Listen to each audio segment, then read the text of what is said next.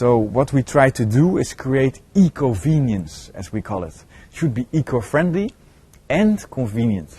And that's why we started an online grocery delivery service, because you can order wherever you live. You don't have to travel to this specific store. And the convenience of the delivery at your door and handing in your empty jars, so you don't have to carry jars to a specific store. And our assortment can be way bigger than the space in a physical store. So the convenience is where we continuously try to focus on, and can be improved way more than we currently have. So that's our continuous challenge. Because we have limited assortment, so you partly order groceries at ours, but also partly elsewhere. And then you have to think, first order, you order 20 jars. After 1 week, your coffee and your cookies are empty, but your pasta and rice are still full. You're not going to order for only 1 or 2 jars. So you have to wait a bit, but you need coffee. So after a few orders, you have replaced all your pantry groceries with jars, and then there's a rhythm. Then after a few weeks, there's always enough empty jars to place a new order. But it takes time. It takes 5 orders before you're in that rhythm.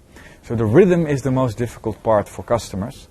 And then we're going to continue to grow slowly with expanding the assortment, which is the most important lever for convenience. So as I said, fresh groceries, cold products, improving the jar, improving the convenience, the deposit, lowering the deposit, or alternative methods. Now you pay €2 deposit per jar, which is an upfront investment for your first orders. So what if we can lower that, or have it as a negative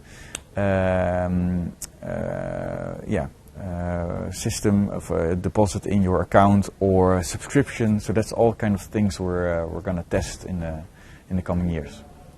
Our customers spread out through the whole Netherlands, 50% within the cities, big cities, but 50% outside.